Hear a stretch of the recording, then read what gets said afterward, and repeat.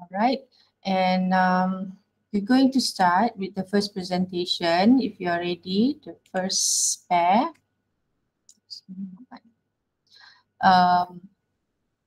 Nurul Nazatul Ain and Nur Ayuni, and the presentation is on children food allergy.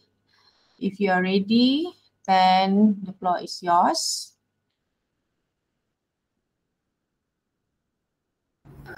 Madam, we cannot upload the outline in your future. Oh, I'll create the I discuss now. Okay. But yeah, after this you can upload it. Yeah. Okay, I'll do it now. Okay. Thank you, madam. Thank you for informing me. Yeah. Discuss. Why cannot upload? I have I've created the I discuss. You just click on assessment 1. Let me show you, yeah. Okay. You go to your future. Okay. And this is your class, right? CS2415T3. You go to I discuss and then you click on assessment 1 here. And then you create topic. Create topic. All right, create topic, your name. Okay, for example, food allergy, children food allergy. Your name first. Okay, Ain, Nurul Ain, and food allergy. All right. Then you can submit. Should be able to. You should be able to submit your. Okay, I'll show. This is the previous class, the Monday's class. Yeah, AM2264B. Submission assess. I think submission assessment 1 they created. They can even create you can even create your own topic on I discuss. Because this is not I didn't create this, so which means that this class they created. Okay. Stop sharing.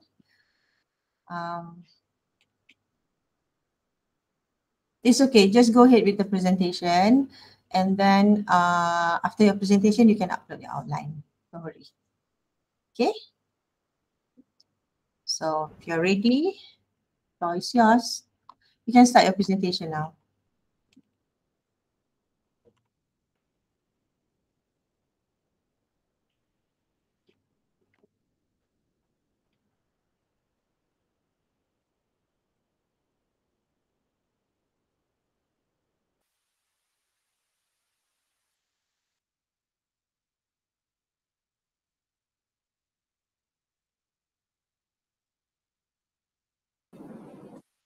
Bismillahirrahmanirrahim.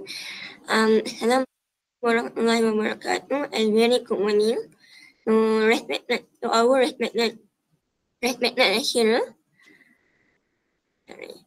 One Musni, one Mustafa, and all fellow friends in N4 CS2415T3.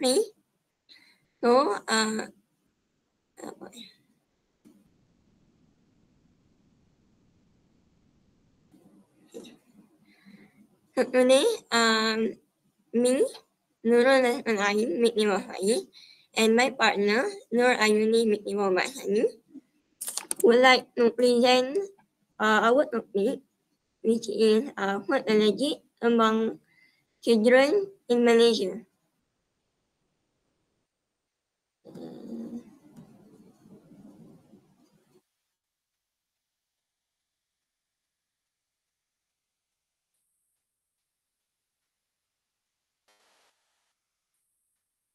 Okay. First of all, what is food allergy? Okay, maybe you all know what a food allergy is, but I don't think you know where this allergy come from. Okay, let me tell you. Food allergy are immune systems that are considered harmful. They can cause mild symptoms, such as rashes, itching, and mood regulation. In children, food allergy can affect their health, growth, and quality of life. Makers need to avoid certain food to avoid a dangerous reaction.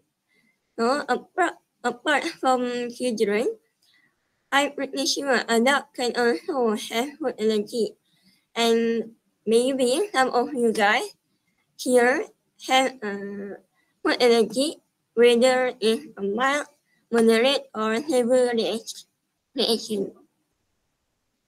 So next, what is the benefit in this study?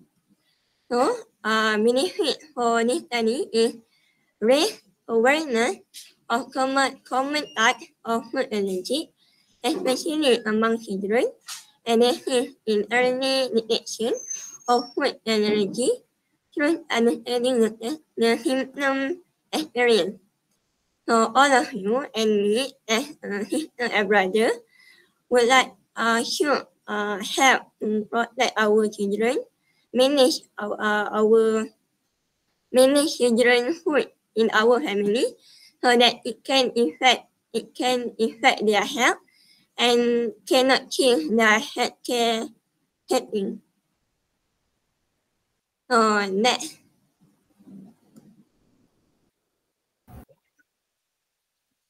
Thank you, Ain. So today, our study focuses on two main objectives. First, we aim to raise awareness and help individuals recognize which type of food are most likely to trigger allergies, so they can take better precautions. And second, we aim to show how many people experience each type of symptom. So this help to highlight which symptoms are the most common, and it can guide school and parents in being more alert.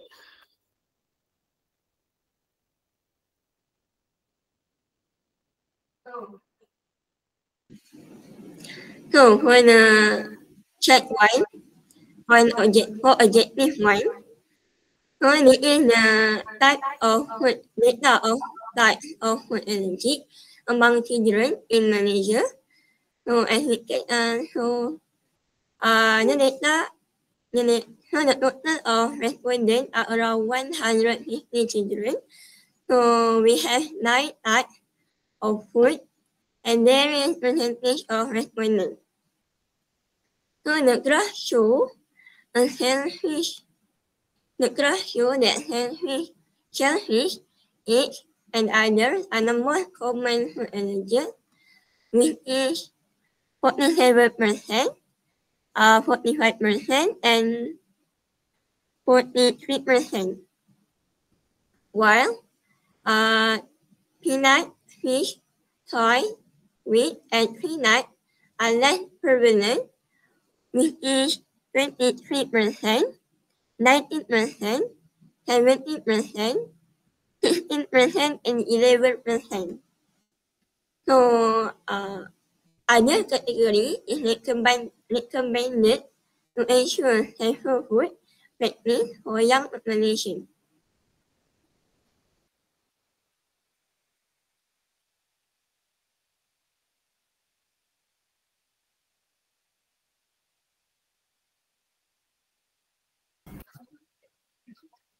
Okay, now let's take a look at this bar chart. It shows the percentage of people who have experienced certain symptoms related to food allergies. Okay, from this bar chart, we can see that the most reported symptom is ever sneeze, runny, and blocked nose, which is 15.2% of respondents, and it's followed by ever having wheeze at 12.5%.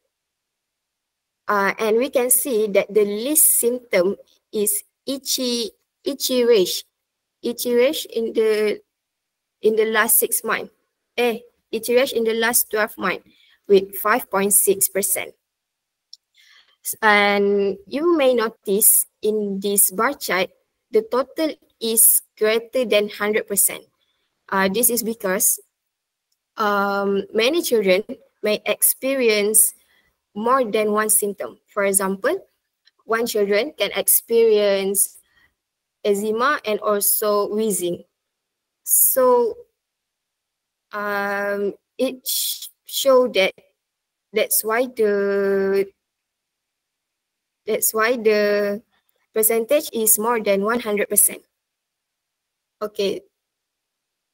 What can I conclude from this graph is, this graph shows that nasal allergies are the most common, but asthma and eczema also affect many children, but it's not as many as nasal allergy.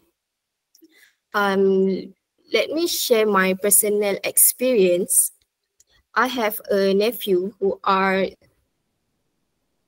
allergy with milk. He cannot drink cow's milk and goat's milk, but luckily he can drink soy milk.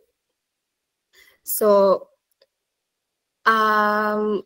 what's more, because he was breastfeeding, mother also need to be very careful with her own diet.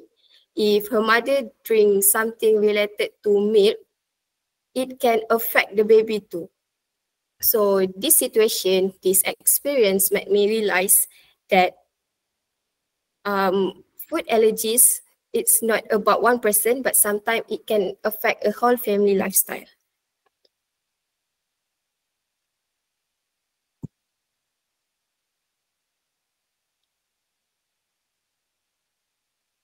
So what can we conclude from all of this is, food allergies can seriously affect a child's safety and well-being, especially if they are in environment like school, daycare, since they might accidentally consume something harmful. Right now, we are 22 years old. We already, most of us already have a niece, nephew, and also we have a friend who already become a parents. So I think this is not just about us. We are not knowing about ourselves, but also for people around us. So by understanding food allergies better, we can help prevent serious reaction and make our home, school safer for everyone. So let's not treat food allergies as a minor issue. With awareness and care, we can really make a difference. That's all from us. Thank you. I open to anyone who have a question.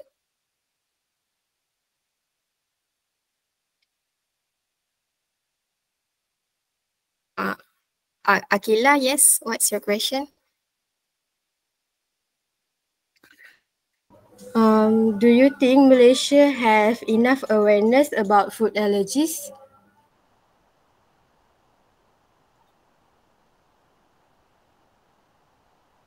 Okay, let me repeat your question.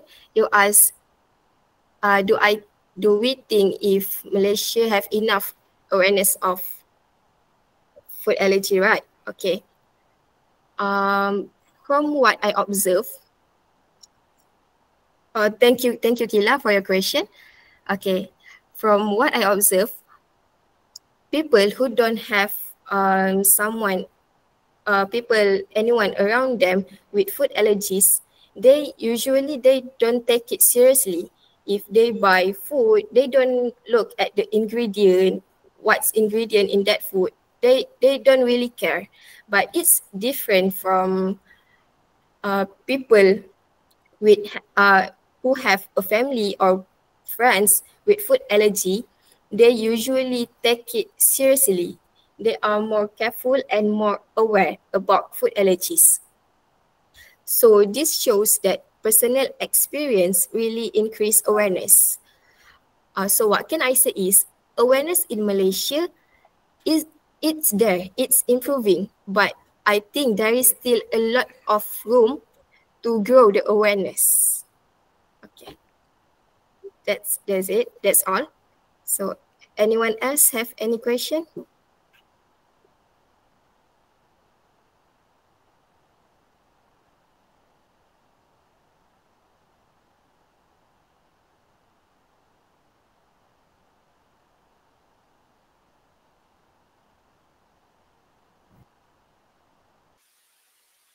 Okay, if there's no any question, and our presentation is up here, and I would like to call second class to present. Thank you, Miriam.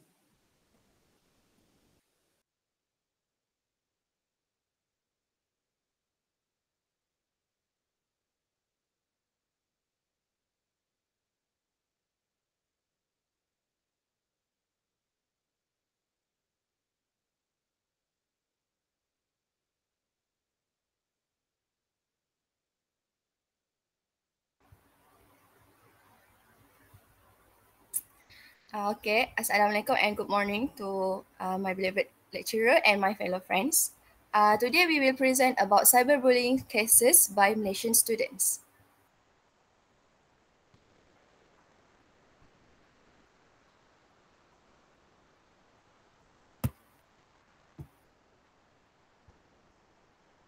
Okay, first of all, I will introduce to you guys about myself. My name is Nur Ain Khairunnisa and my partner is Aimi Sophia.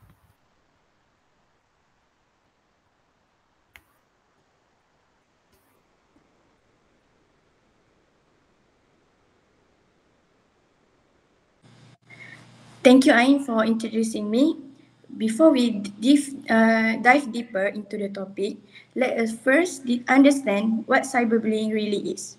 Cyberbullying is the act of using digital platforms such as social media, messaging apps, and even online games to hurt, embarrass, or threaten someone else.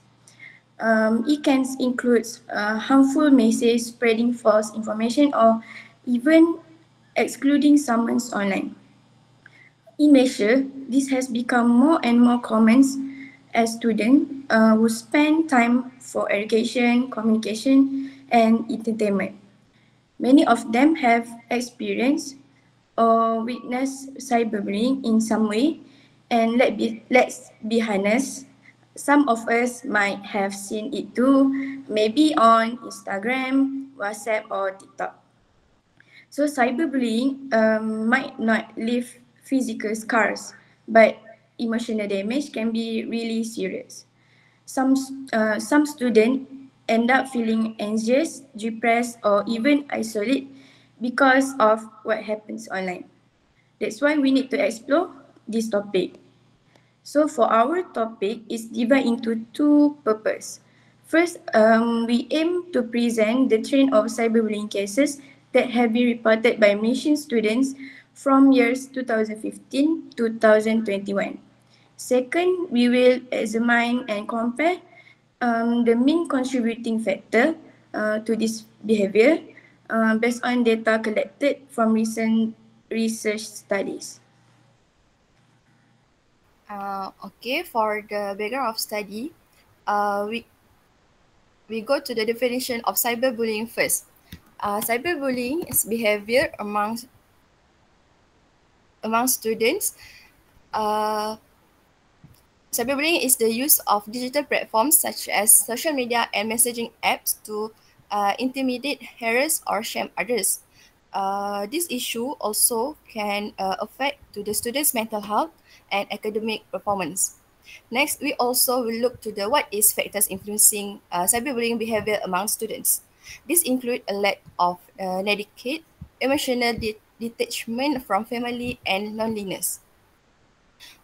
For central idea in this topic, we want to show the reported cases of cyberbullying among Malaysian students from 2015 to 2021 and to examine key contributing factors that influence this behavior among students.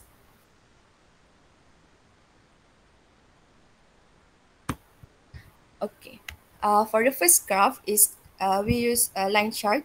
is to show the reported cases of cyberbullying among Malaysian students from 2015 to 2021. The cases increased over the years with a sharp rise in 2020, which 596 cases. It due to increased online activity during the COVID-19 pandemic.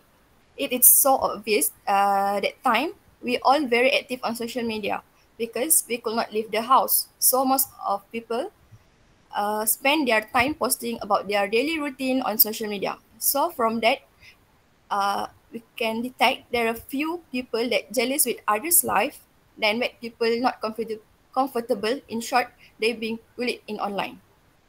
Uh, Look at the graph, we can see there was a decline in 2019 with only 216 cases was reported.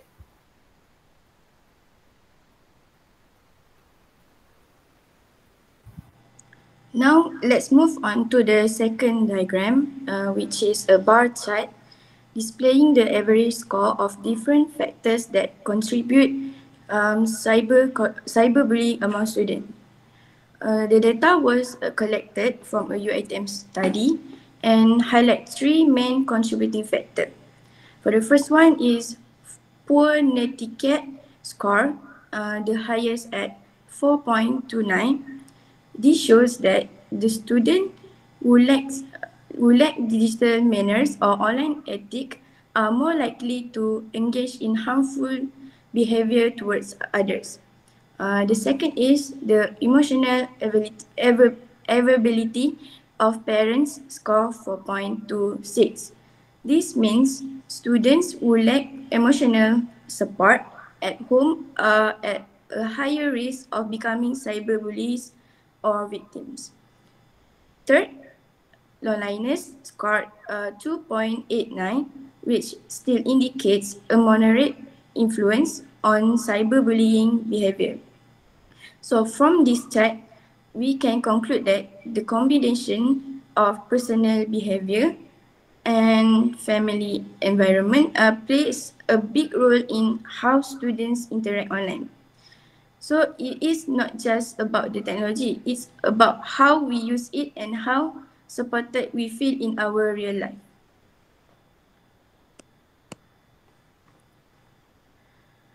Okay, to wrap up what we have learned today, cyberbullying among Malaysian students is clearly increasing, especially with the rise in digital device use.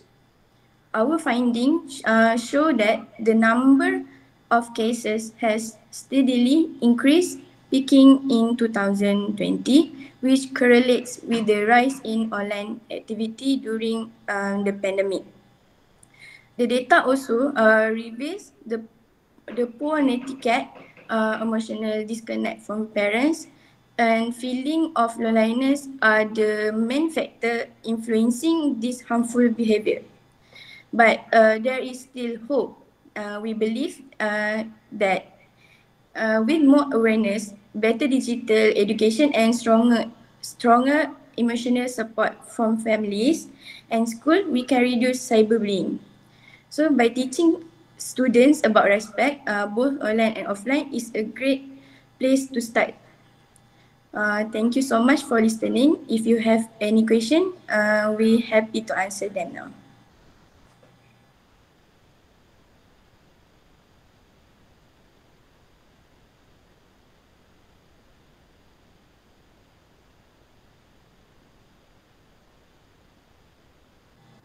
Okay, so if there's no question, I will pass to the next pair.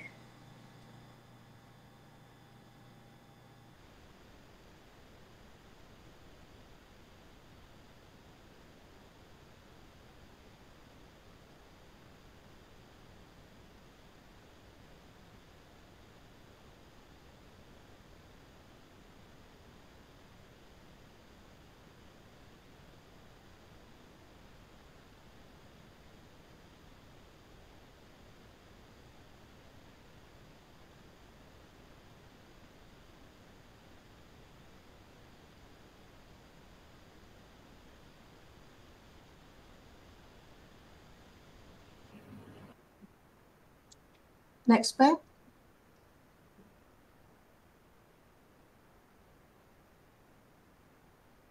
Please check your pronunciation on some words such as stronger, not stronger, and also loneliness. Okay. The next pair, if pair number 3 is not ready, can we go to pair number 4? Madam, I'm from pair number 3. I need to change my device first. You need to change device. My device. Okay, can we let pair number 4 to present so that to allow Haziq and his partner to get ready? We can proceed with number 4. Thank you, madam. Just let us know when you are ready, Haziq. Okay, the next pair.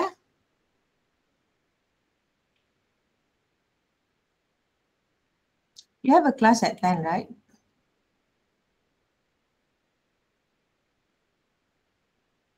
Fatin, do you have a class at 10?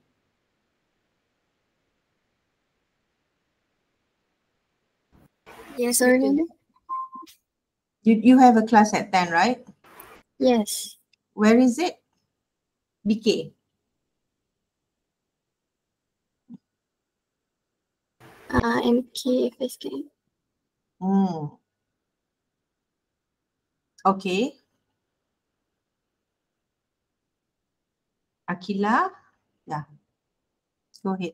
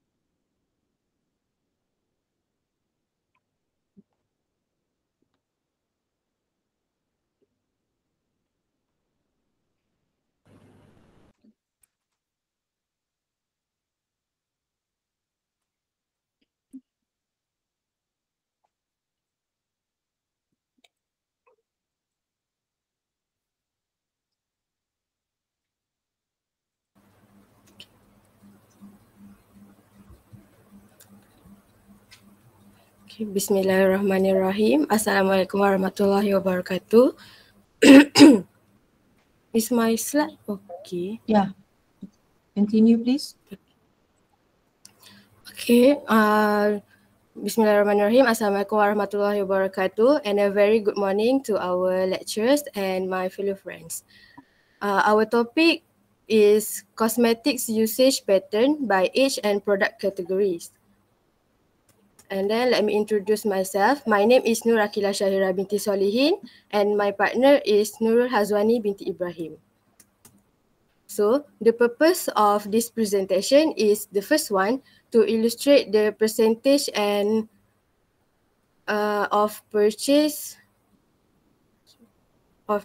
and use of cosmetic categories, and the second one is to compare the everyday cosmetics products used among two age group, which is teenagers and adults. Okay, next we go to introduction. So I will present about introduction for our slide. For our group project. So actually this we take the article with the title of the cosmetic usage pattern by age and product category. So basically, cosmetic usage is becoming a significant trend for most people, particularly women and teenagers in their daily life. But while traditionally market mainly to females, industry players also have diversify their marketing strategy to include male as well. Okay, next, in this project, we also have overview percentage of user across different cosmetic categories and in-depth analysis of the most frequently used product types with a broader cosmetic category. So later I will present about how many categories and also how many product that use most of the consumer and the user. Okay, next, the credibility. So cosmetic products are formulated for external use, designed to cleanse, beautify, and alter the appearance of the skin, hair, or nails. In recent years, there has been growing concern about consumer about the presence of undisclosed harmful ingredient. Um, Basically, misleading uh, marketing tactic. I'm sorry. Uh, mm, uh, They are not intended to be ingested. However, misleading cosmetics have blurred the line between beauty products and dietary supplement, putting consumer at risk. Okay, next central idea. The comparison. Most frequently used product types among user age 20 to 40 years, and it also have percentage of user across different cosmetic categories.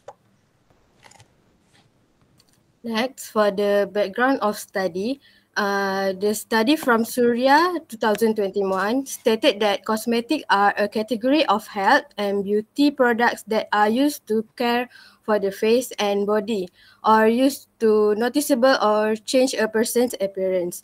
And then many studies stated that young women has high rate of consumption of cosmetics. Okay, next, in our project, we have two chart. I will explain about the pie chart.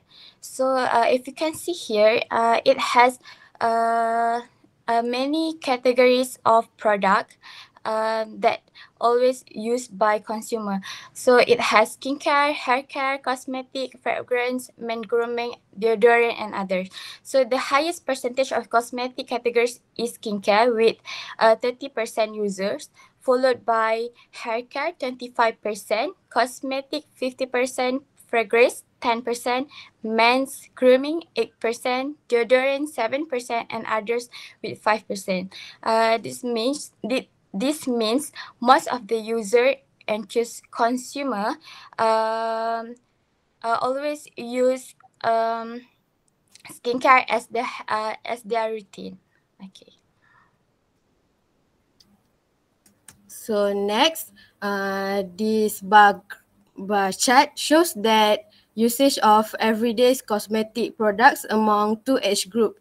As we can see, the younger groups use wider variety of products more frequently with BB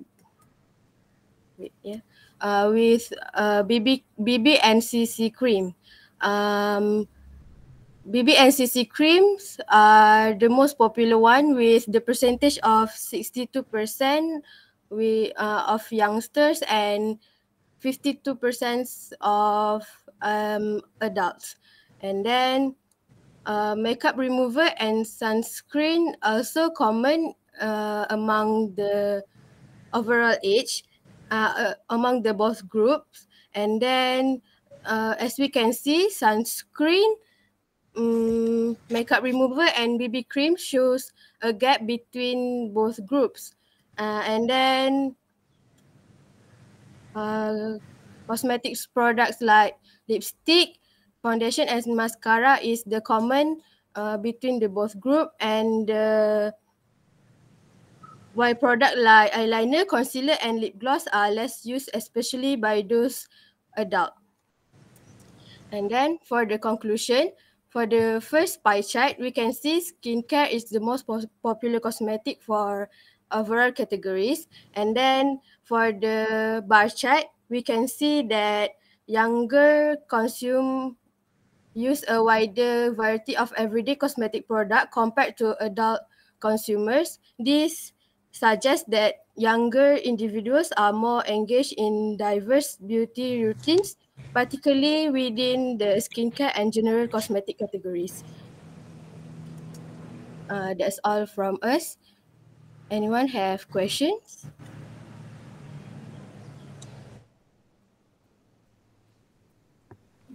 So if there is no question, I will pass to the next group.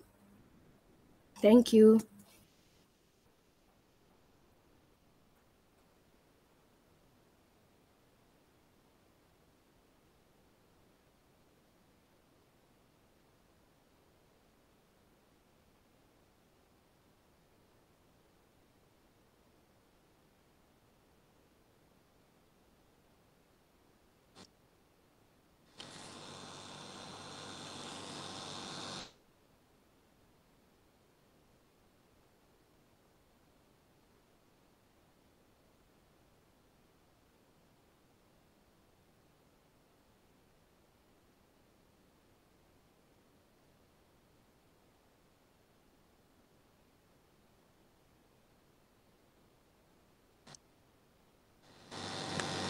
Is my mic is clear? Yes, loud and clear. Alright. Okay, Aziz, are you ready, Aziz? Yes. Okay. Bismillahirrahmanirrahim. Assalamualaikum warahmatullahi wabarakatuh. And good morning, everybody. So today, I'm Ashraf, and my partner Haziq Furqan will be present about our topics, which is people with religious backgrounds tends to be more prone to pareidolia. So the purpose we chose this topic is because to show how religious belief correlates with the frequency of pareidolia experience. And another reason is to illustrate the test of images most commonly perceived by individuals.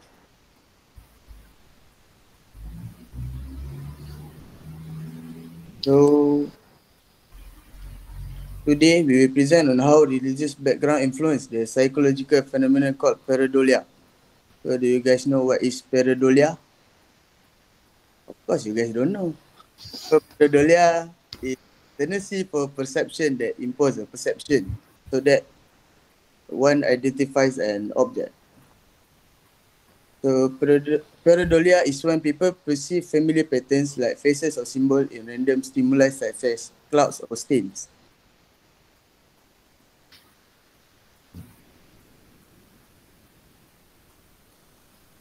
Next, I will present about the first graph about our study. So, what you guys need to know is this graph that are shown right here is about the frequency of pareidolia by group. Here we divide the categories into two categories, which is from a religious perspective and from a non-religious perspective, and their reported experience. As we can see, we can conclude that the religious people tend to experience pareidolia more than non-religious people.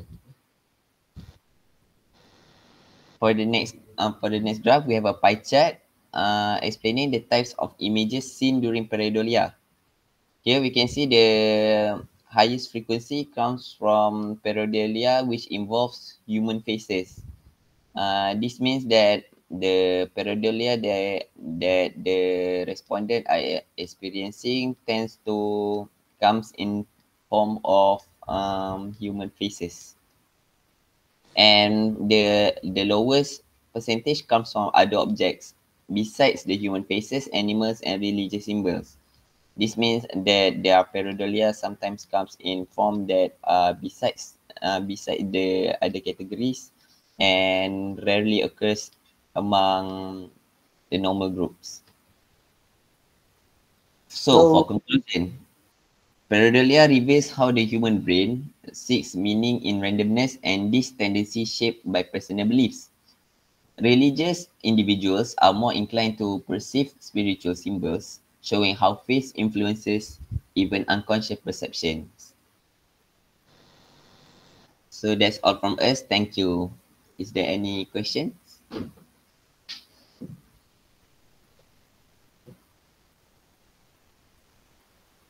If there are no other questions, I would like to pass to the next presenter, Zaid and Hassan. Thank you. Thank you.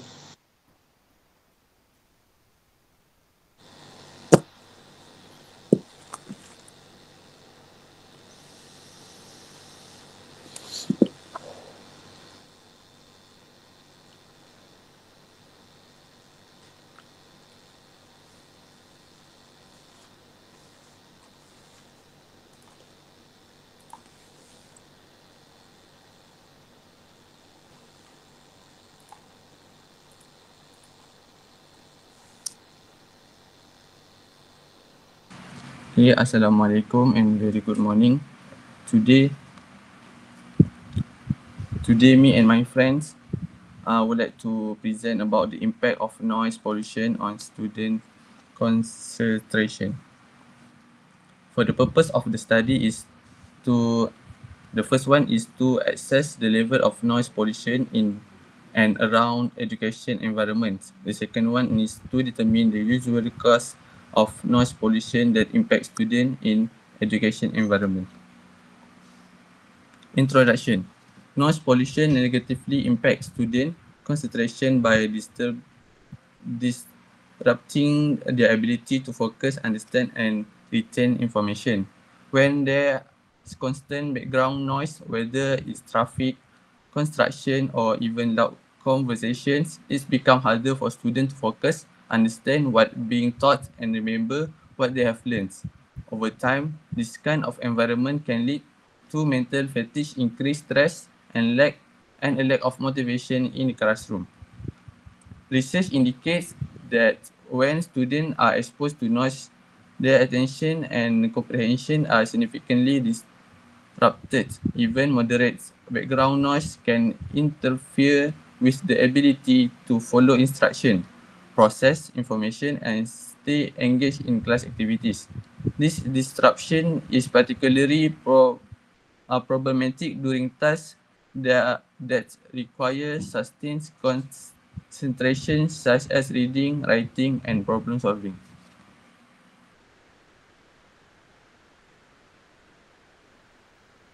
Okay, for the background of our project is, firstly, we need to know about the definition of noise. Louder, please. Check your audio. Hello? Hello, hello?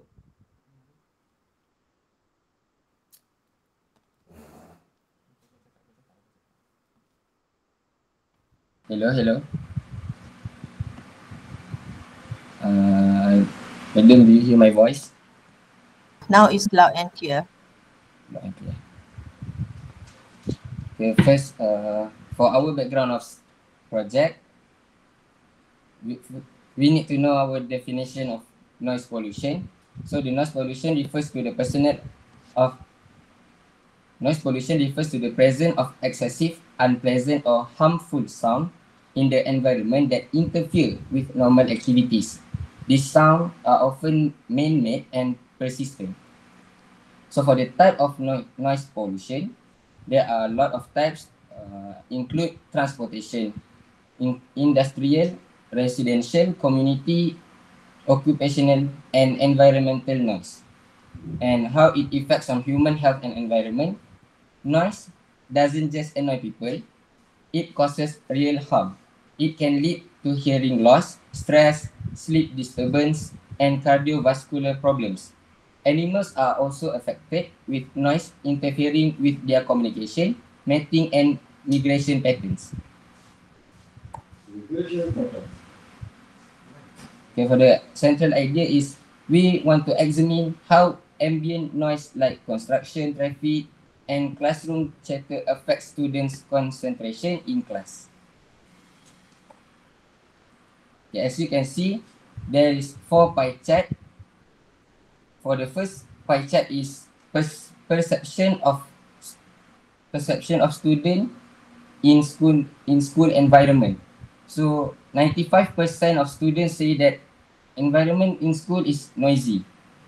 So for the second pie chart is source of noise. So majority says that traffic is the main cause that noise pollution coming into their school. And for the third pie chart is when the noise is most distracting. So only 6% says that noise does not affect them, but 94% is affecting their performance or their focus in class. And the last pie chart is source.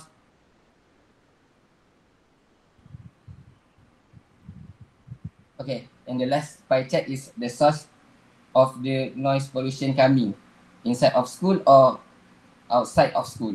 So 91% say that it comes from outside the school. Next, for the bar chart, this chart show how noise affects students in different ways. The biggest problem is with construction, which is 82% of students say noise make it hard to focus. Other things that are strongly affect are reading, 77%. Some areas are moderate affected, like listening, speech intelligibility, and communication, 71%. Class behavior, 63%, and tiredness, 65%. The less effective is conflicts, with 55% saying noise lower get conflicts. Overall, from this chart, the chart show that noise make it harder for students to learn and do well in school.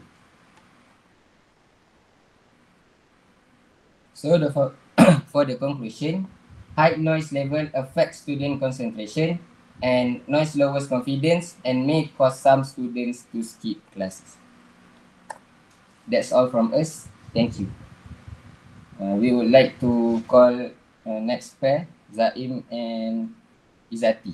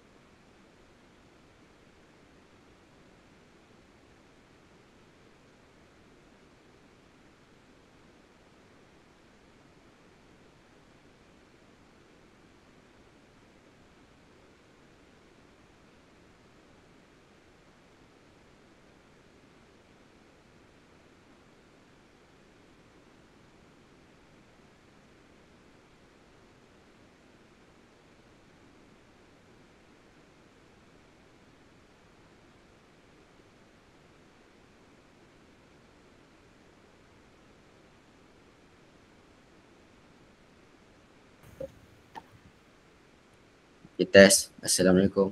Adam, can you hear me?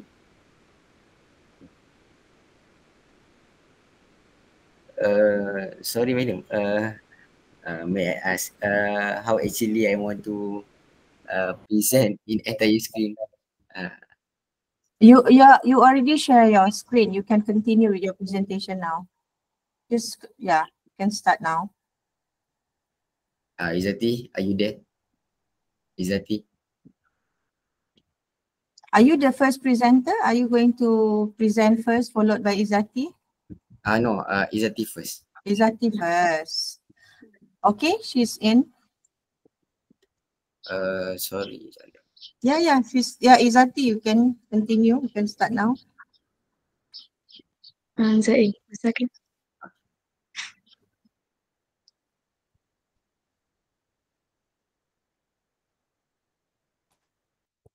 Okay.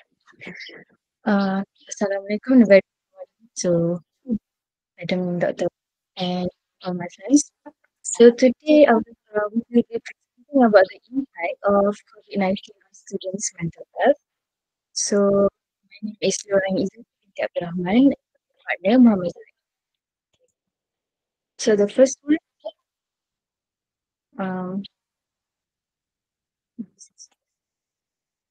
okay, so the contents, we would like to do the introduction, project objective, description of the paragraph, and the conclusion.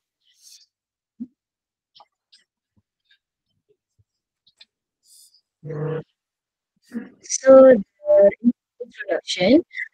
Basically, this presentation we discuss the impact of COVID-19 on students' mental health.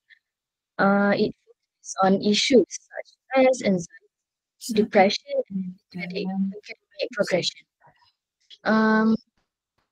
Based on our study, many students face emotional and educational challenges during the pandemic. The purpose of this presentation is to raise awareness and share relevant data on how students are affected.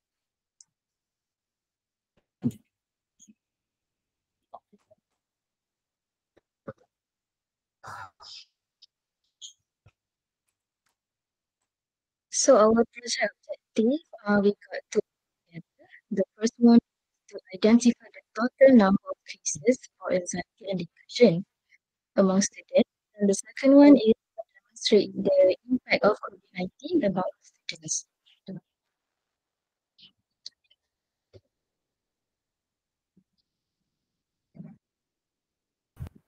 Yeah, thank you, Izzati. Next is background of study. During the COVID-19 pandemic, many people develop what is now referred to as pandemic phobia, intense fear or anxiety triggered by widespread disease outbreak like pandemic COVID-19. It extended to avoiding social interaction, feeling unsafe in public spaces, and experiencing constant worry about the future. For students, this fear was amplified, like they need to learning online classes, physical activities stopped, and their routines were broken. Many students felt disconnected, stressed, and uncertain about their education and their future. And this pandemic also affected others like social activity, of course. And second is financial stability, which we know as some families lost their income or students lost their part-time jobs.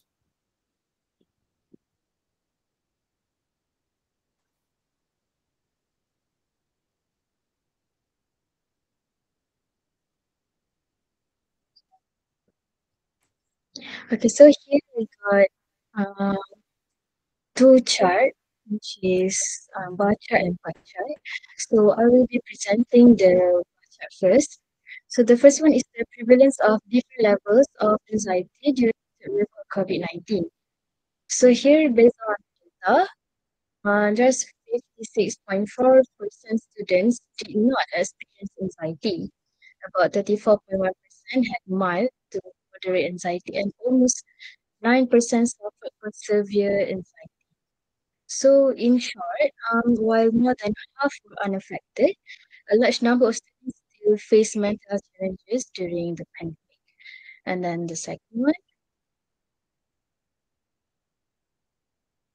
the prevalence of levels of depression during third wave of COVID-19.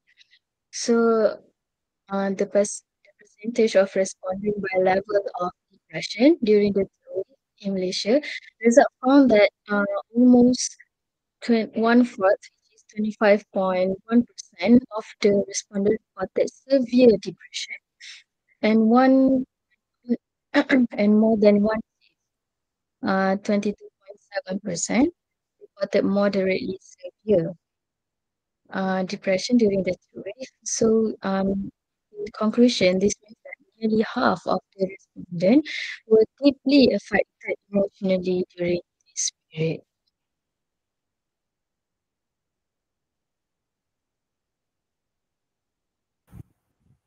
Okay, next is chart 2, impact of COVID-19 pandemic on academic progression. Okay, this chart 2 focuses, there are three probability that I would like to focus on. In this chart 2, it focus on academic side of pandemic impact, specifically on Malaysian students. According to this data, the biggest challenge was the lack of hands-on training and on-campus learning, which led many students, especially in practical fields like medicine, to feel unprepared or incompetent. The second most common issue was the difficulty concentrating while studying at home. This links back to mental health factors such as stress, anxiety, or lack of motivation. Finally, misclinical placement were another serious consequence, especially for medical students, as they lost crucial real-world training and patient interaction.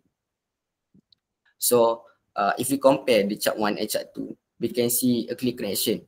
While chart 1 gives general overview of students' mental health, about mental health, highlighting rising levels of anxiety and depression, chart 2 is focused on the stress and academic disruption.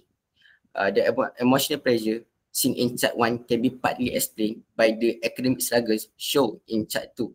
Students were not only dealing with the isolation and fear, but they also falling behind academically, which increased their stress and lowered their confidence.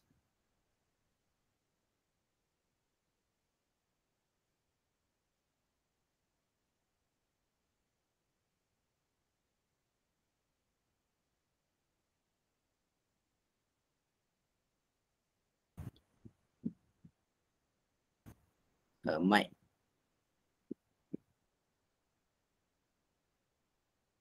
Sorry.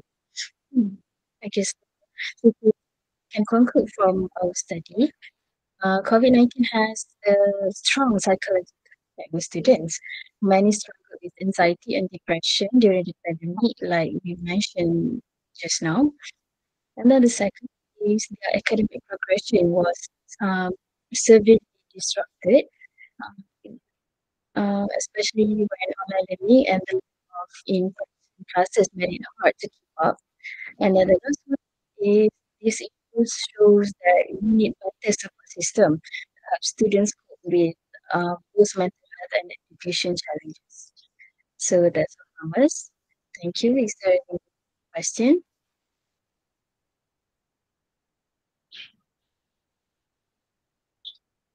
So if there's no question, we'll end our presentation here. We would like to call the next speaker, Fatin Shuaida and Husni Zakri. Thank you.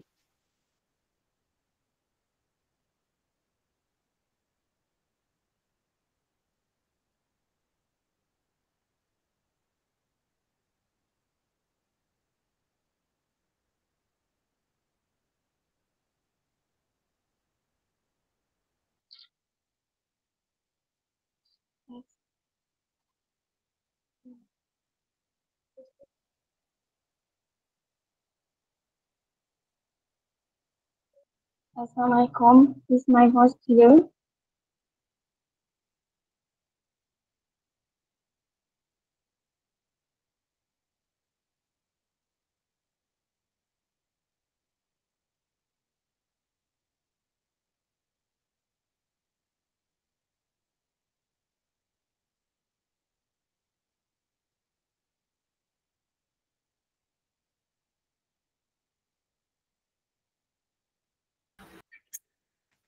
Okay, Bismillahirrahmanirrahim. Assalamualaikum everyone. Today we would like to present about e-commerce scams in Malaysia, a growing issue that affects many online shoppers. Before we begin, let me introduce ourselves. My name is Fatin Shuaida binti Sabidin, and this is Nur Husna Izzati binti Kamaruzaman. So we start with introduction. In Malaysia, e-commerce scams are becoming more common and use a variety of tactics to deceive consumers. One of the most frequent methods involves fake websites that display products at unusually low prices to attract buyers. These sites often look professional, which makes them seem trustworthy. However, after making payment, the victims either receive counterfeit items or, in many cases, nothing at all. This shows how scammers take advantage of people's desire for a good deal and how important it is to verify the credibility of online sellers before making any purchases. Next.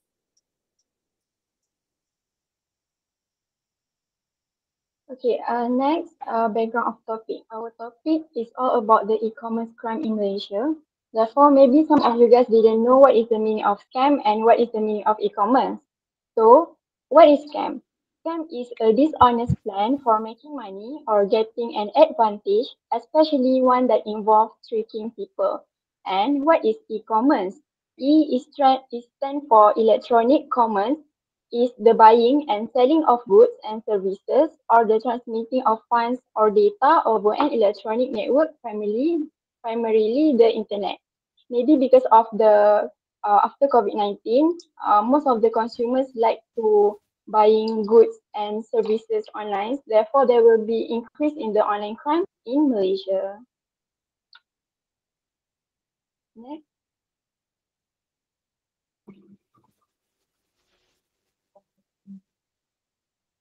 So for the central idea, the main focus of our presentation is to explore the rising trend of e-commerce scams in Malaysia. In recent years, online shopping has become more popular, especially after the pandemic. However, along with the growth, there has also been a sharp increase in online scams. So for our objective, first, we aim to explain how social media platforms like Facebook, Instagram, and WhatsApp are being misused by scammers for e-commerce scams. These platforms are popular to and easy to access, making them a common tool for scammers to spread fake advertisements, create false online stores, and contact potential victims directly. The second one, we aim to identify the number of e-commerce scam cases over time.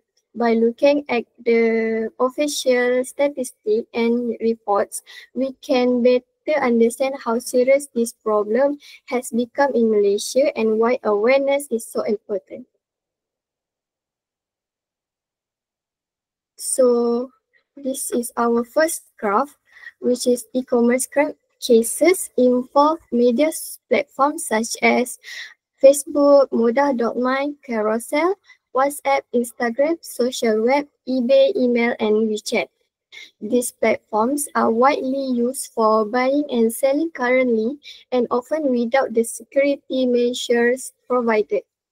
Scammers typically manipulate the trust and casual nature of communication on these platforms to deceive the victims.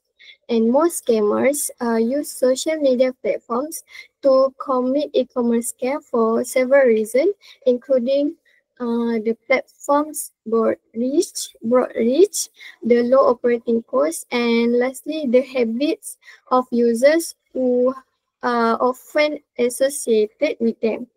Among all of the social media platforms, Facebook has the highest number of e-commerce crime cases. Next. Okay, next is graph 2. This graph is a single line graph, and the title of this graph is Malaysian online crime cases increased 35.5% in 2023, with e-commerce crime counting for 33.2%. As we can see here, this is a straight line, and this is a positive linear relationship between the year and the number of crime cases between 2022 to 2023. Okay. As we can see, there is a sharp rise for the year 2022 and 2023. The specifically number is from 2022, the cases is 25,479 cases, while for 2023, there is 34,532 cases. When we calculate, there is almost 10,000 difference between the year. So I think maybe because if we didn't do anything about these cases, maybe the cases will be increased year by year. E-commerce crime was the highest contributor to online crime. This is based on DOSM, Department Statistics of Malaysia. They said that from the other online crime cases, we have phishing, we have delivery scam, we have account hacking, for example. There's a e-commerce with the highest contributor to online crime. As we can see in this graph, there is a 35.5% increase in 2023, while from that percent, 33.2% is from the e-commerce crime. So therefore, it proves that e-commerce crime is the highest contributor to the online crime in Malaysia. Next.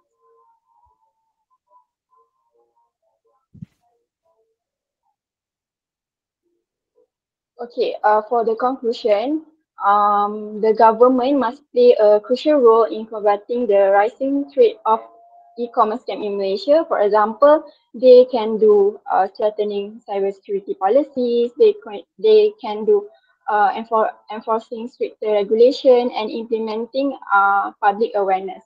Not only that, we must educate users, educate ourselves about the risk of online transaction. For example, we must avoid sharing personal information, and we also always verify the credibility of the seller. For example, if we want to buy anything in online shopping, for example in Lazada or Shopee, we must make sure the sellers must be trusted. I think that's all for today. Thank you. Is there any question? I want to ask you, what is the factor of increase in e-commerce crime in Malaysia? All right. Thank you for the question. Okay. Factor of increase of online crime in Malaysia. I think maybe because of after pandemic, there's a lot of consumers like to buying goods, services online. Therefore, maybe because of that, they will increase the crime in Malaysia. Maybe I can say that more people shopping online, there's a bigger target for scamming.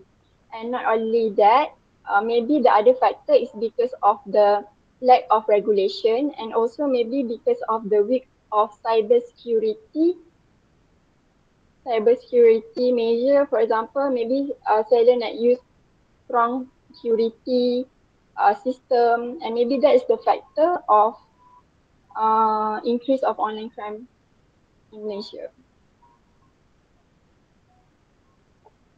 Thank you. Is there any question? If not, I will pass this to the next presenter, Nur Azmi Shakira and Alia Suhaila. Thank you.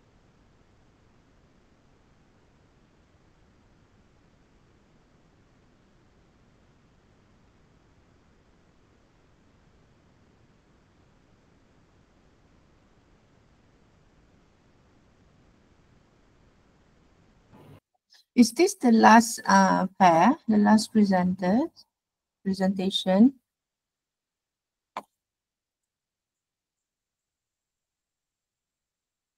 Suhaila,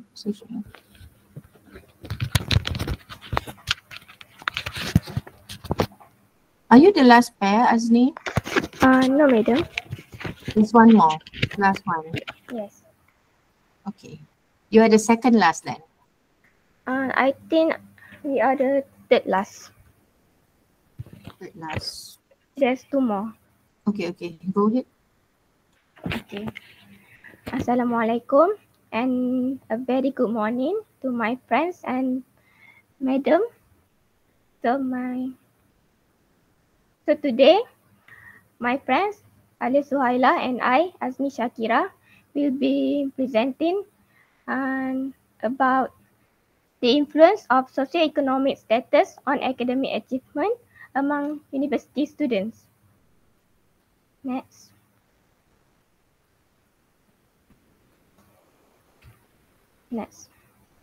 So for the introduction, the issue of academic achievement among university students is critical as human capital can shape and develop the country's economy. It is because university students who excellent academically contribute to a well-educated workforce productivity, and economic growth. Next, the impact of socioeconomic status on academic achievement among students in Malaysian public and is one of the study that we will next is the research is we will study about the impact of socioeconomic status on academic achievement among students in Malaysian public university. Because students from higher SES background often have access to better educational resources, including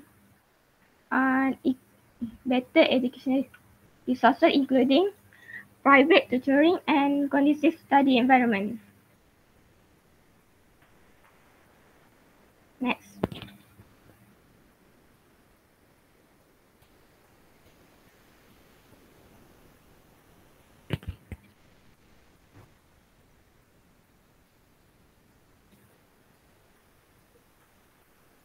Next is for our breakdown of topic. What is academic achievement? Academic achievement is a measure of a student level of proficiency in a given field, and it is seen as one of the key indicators for employers to require. From our research, we found that parents who spend on education produce students with better educational outcomes, and socioeconomic status have impact on these three things, which is motivation, commitment, and behavior.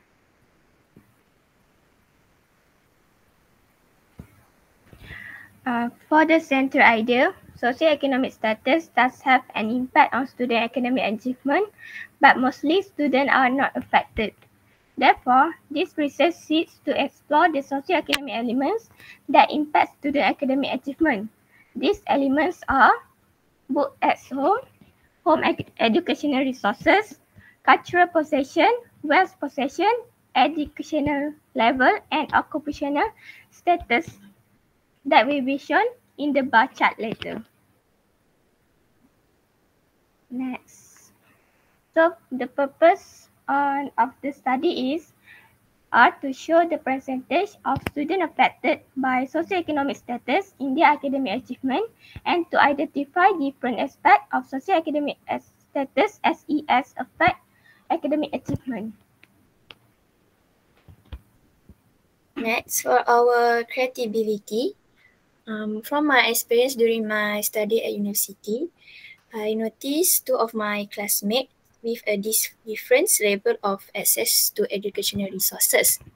One have laptop, tablets, and all the essential books that provided by their parents, and the other one does not have those tools and often rely on shared facilities or borrow materials. So despite this difference, both constantly perform well in their studies. So here, it taught me that while socioeconomic status can influence access to resources, it doesn't always determine academic successes. Okay. Then the study we have a pie chart that taken from NFC Sulaiman 2020, and it is about parents' socioeconomic status affecting student achievement. As you can see, 36.6% of respondents indicate that their academic performance is influenced by their parents' socioeconomic status. That means more than a third of respondents acknowledge that their academic performance is directly influenced by their parents' SES. Next, 63.4% of respondents believe that their academic success is independent of their parents' socioeconomic status. This indicates that many students feel their performance is driven by personal effort and other factors beyond economic background. Our next chart is bar chart that is taken from the International Association for the Evaluation of Educational Achievement. And The bar chart is about how different aspects of socioeconomic status affect academic achievement across 77 societies. As you can see from our bar chart, we can see that the aspect of book at home and parents' job has the biggest positive impact on student academic achievement, while educational level and home learning resource does have a impact on academic student achievement, but not as much. And lastly, for the aspect of web, has almost no effect on student academic achievement. So we can conclude that most of the students state that their parents' socioeconomic status does not influence their academic achievement. And we also can conclude that book provided at home by parents and occupational status, which is parents' job, are the factors that certain students' academic achievement are affected by socioeconomic status. That's all from us. Is there any question? If not, then I will go the next pair. Thank you.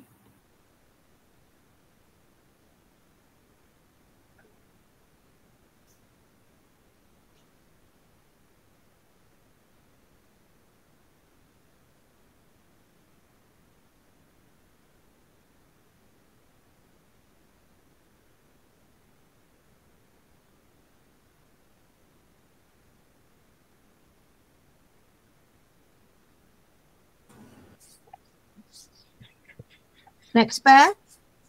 We have two more, right?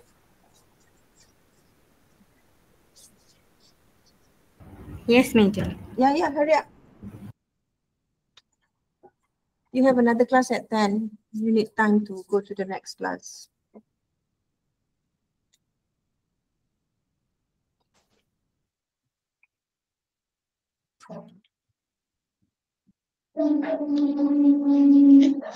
Kenapa ni?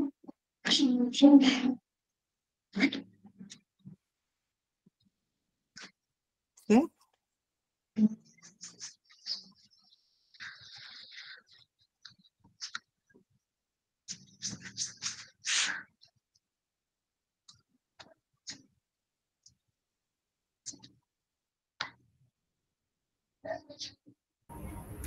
Okay, thank you Azmi and Ala Suhaila.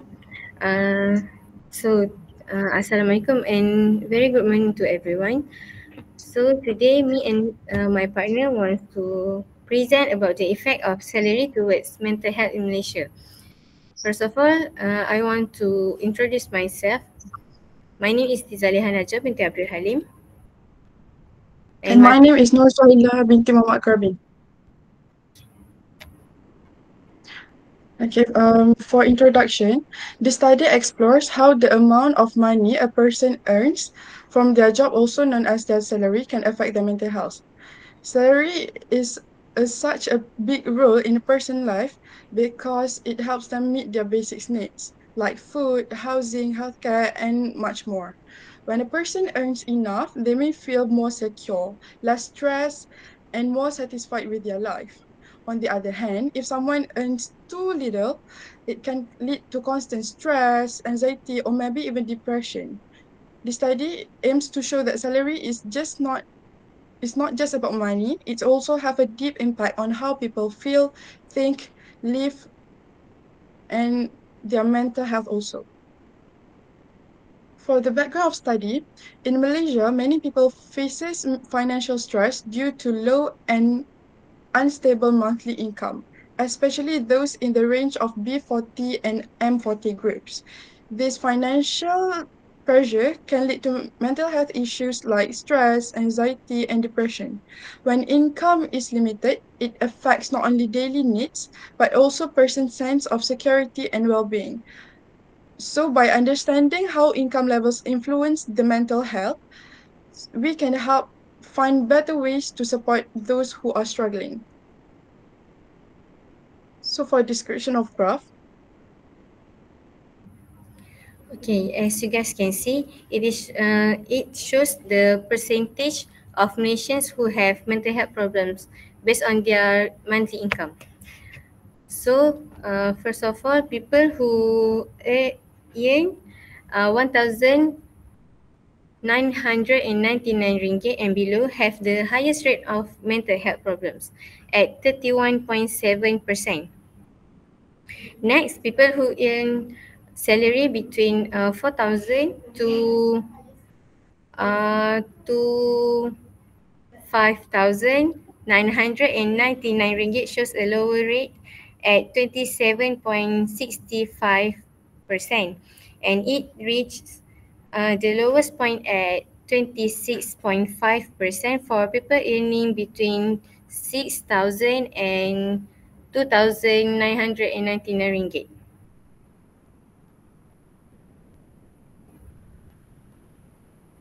okay, so this chart shows the relationship between monthly income and mental health issue. People with higher incomes tend to report that they have a better mental health. So for example, those who are earning less than 2,000 have an average mental health score of 6.62, while those earning more than 10,000 have a higher average score of 7.56. As income increases, the proportion of people in the good and excellent mental health categories also increases. On the other hand, lower income groups have a higher percentage of people with poor or moderate mental health.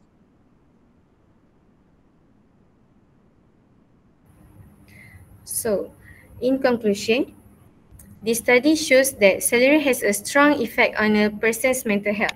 When people earn enough to cover their basic needs and live comfortably, they often feel happier, less stressed, and more confident. A stable and fair income can improve emotional well-being and give people a sense of control over their lives. However, when income is too low or uncertain, it can lead to serious mental health issues such as stress, anxiety, and depression. Money worries can also affect relationships, job performance, and also overall life satisfaction.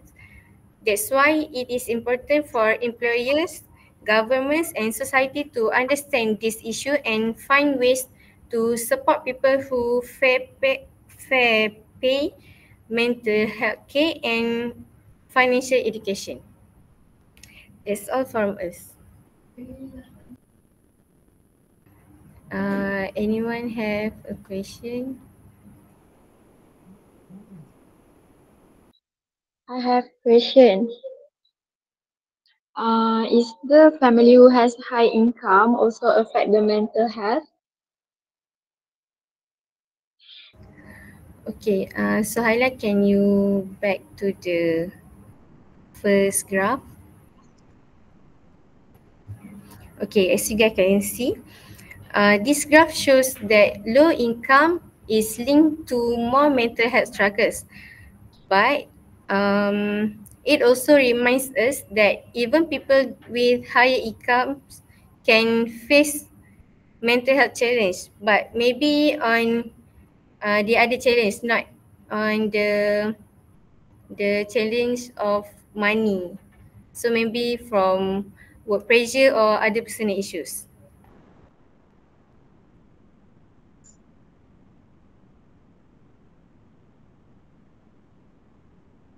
So anyone? Do you guys have another question?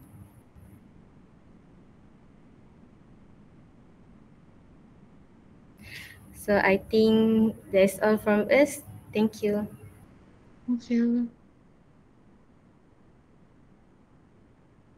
So I will pass to next, the last presenter, Fatin Atira.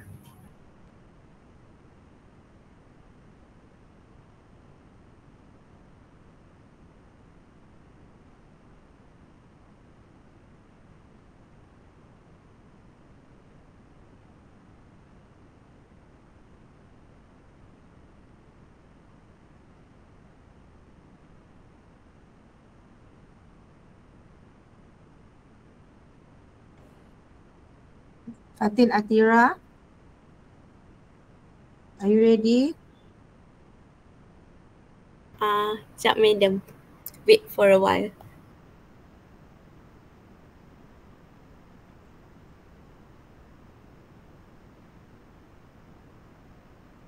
You're presenting alone, right?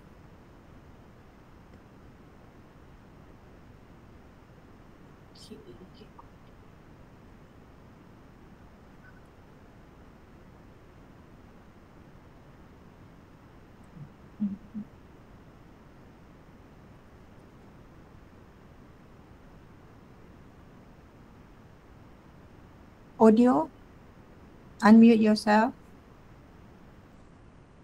Sorry. Okay.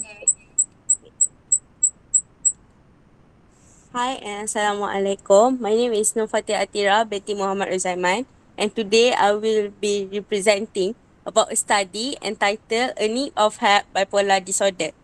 So, recently, a lot of posting due to mental illness has been appearing at my social medias. So, it comes to my interest to study about a mental illness, specifically bipolar disorder. So, Fatin, what is bipolar disorder? Fatin, please check your slide. You are not sharing your slide.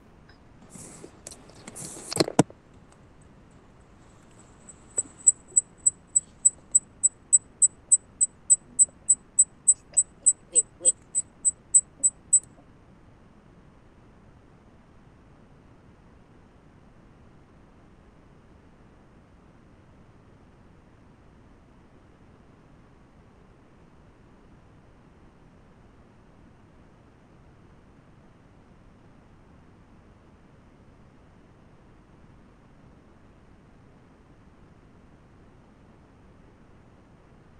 Okay. Sorry, madam. Okay. So,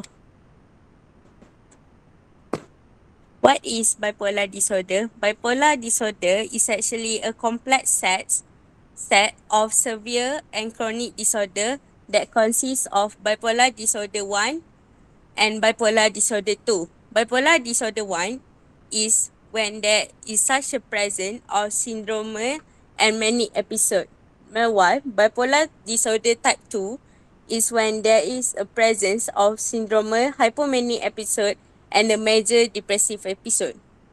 Patients with bipolar disorder normally experience depressive episode where the patient will feel depressed and loss of interest in activities, and at the same after the depressive episode, they will feel a manic episode where the patient will feel increase in energy, increase in talkativeness, decreased need for sleep, and so on. Alternatively, which meant there is high risk of suicide. This is the first chart in this study, which is a pie chart that shows the proportion based on household income struggling with mental illness. So, as we can see, the highest percentage of household income struggling with mental illness is actually the B40 group, followed by M40 group and the T20 group. Secondly, there is a bar chart about the types of social support given by the government to people who are struggling with mental illness. So as we can see, the highest support given by the government is actually a social care support, followed by income support, and the lowest one is actually employment support. As a conclusion, distribution of mental health issues probably relies on the household income, since the least group struggling with mental health issues is the T20 group, and there is variety of support given by the government, which is the most important support is social care support, where it will improve the stigma of the community about mental health issues. That's all from me. Thank you.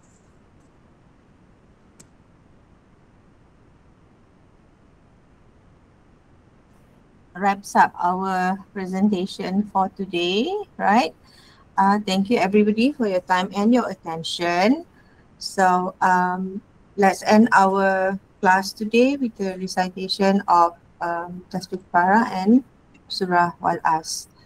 Surah Al-As. Anybody would like to volunteer? Me, madam. Thank you, Hassan. Bismillahirrahmanirrahim. Subhanakallahumma wa bihamdika asyhadu an la ilaha illa anta astaghfiruka wa atubu ilaik. Bismillahirrahmanirrahim. Wal innal insana lafi khusr illa alladziina amanu wa 'amilus solihati wa tawassaw bil haqqi wa tawassaw bis sabr. Amin. Okay, Amin ya Rabbal Alamin. Thank you very much. Have a nice day, everybody.